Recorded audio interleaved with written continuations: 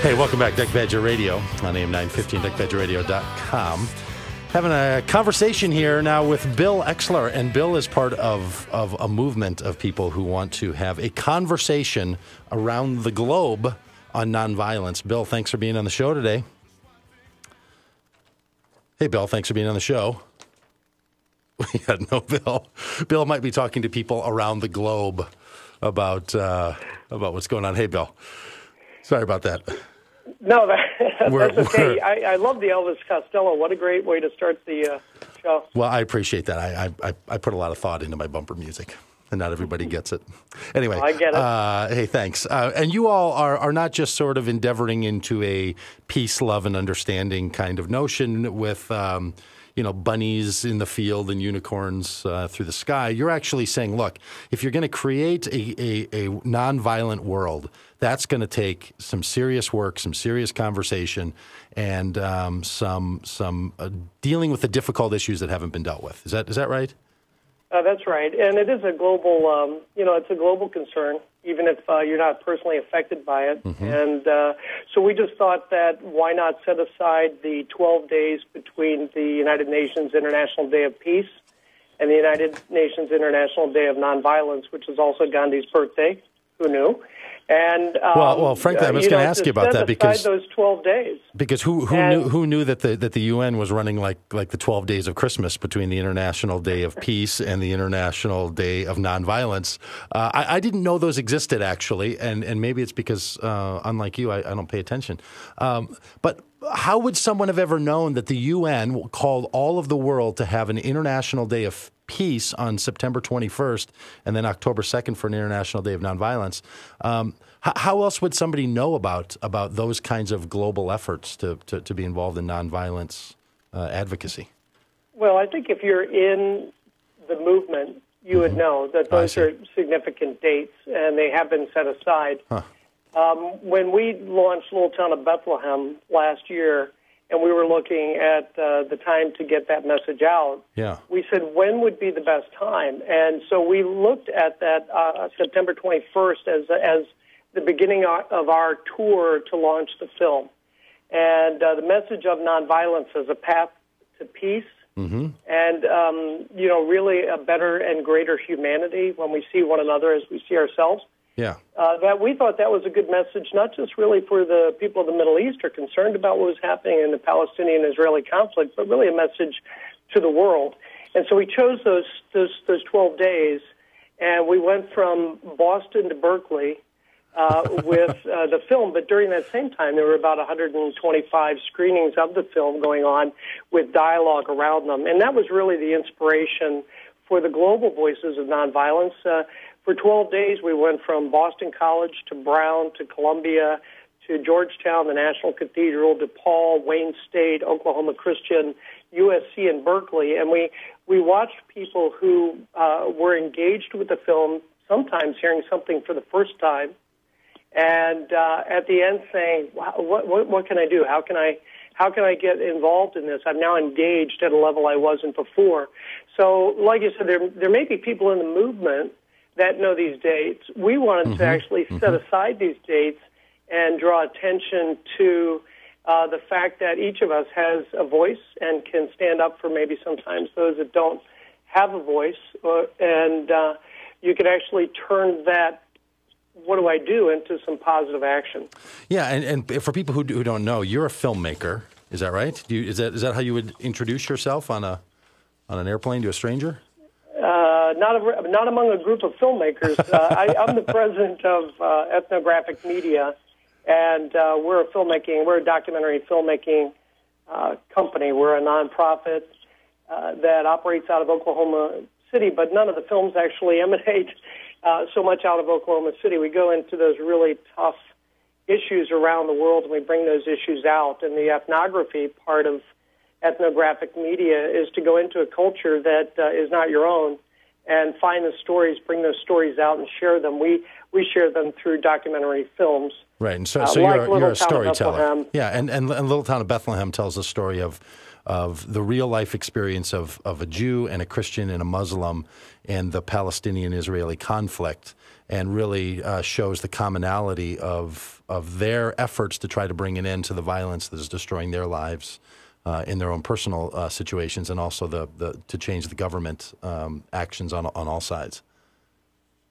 That's correct. You have an Israeli Jew, a Palestinian Christian, a Palestinian Muslim. They have very different narratives, but they were all drawn to see nonviolence as really the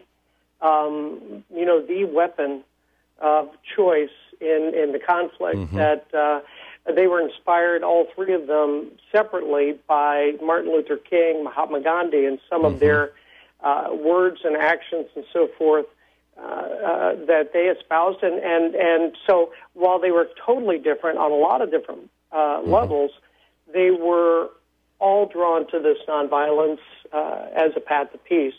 And that's what intrigued us, and we actually let them just tell their story. We use no narrator in the film, and let their stories intertwine around really the events of the day that maybe here in the West we know some of what was going on, but their lives and their narratives kind of intertwine with the narrative that was in the Holy Land over the last 30 years. And so very, very powerful and very engaging stories, and we try to just get out of the way and present that story so that people would receive it.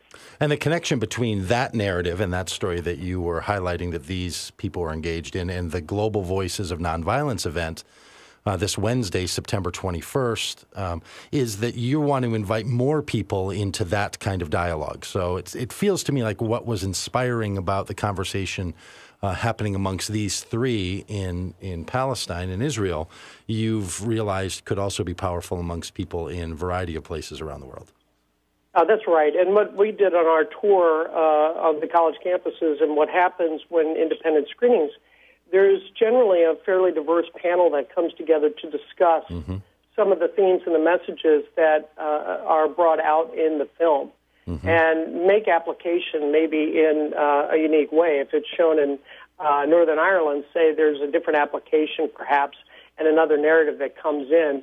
When we show the film at the Gandhi King Conference in Memphis next month in October, well, there's another narrative that weaves into that, and when the film is screened in India, another narrative kind of comes alongside of that, but the basic themes and messages come through. So what we heard were the stories within the audience, not just with the panelists, and the interaction and the interplay of the dialogue that was created. And that was powerful. We caught it on film. We caught the entire tour on film, and then we put it down to about 9 minutes, what we called Voices of Nonviolence, which is just a stream of conversation of folks that had tremendous loss, but also tremendous hope. And also the different sides were represented. And we thought, what if we could actually scale that? What if we could take that type of dialogue and open that up? And that became really the impetus or the inspiration behind Global Voices of Nonviolence. Can we create a platform where people can get engaged and start to discuss these very thorny issues, but some solutions that have been proven in the past, but also provide hope to an area or an issue that people sometimes feel is hopeless. And we don't feel that way. And so for people who want to join in on this Wednesday, September 21st in this, if they live in Washington, D.C., there's live events there. And if they live in London, there's live events there. And people are invited to participate in those through an online connection. Is that right? They could watch the film, or they could join in on the events on their computer screens? Yeah, that's correct. This is what we're really excited about. We're going to kick off on the 21st, the 12 days, and that'll be at the Catholic University of America. So we'll entertain, several hundred folks in a live screening event that will be followed with about a 1-hour panel discussion, and the entire evening, starting at 7 o'clock Eastern Time, will be streamed on BeliefNet. So you would be able to go to BeliefNet. You'd be able to get the introduction, just like you were sitting in a seat at the Catholic University of America, and then you would go right into the film, and you'd be able to experience the online premiere of Little Town of Bethlehem being streamed, and then you'll go right to the panel discussion and through Twitter and being able to submit your questions.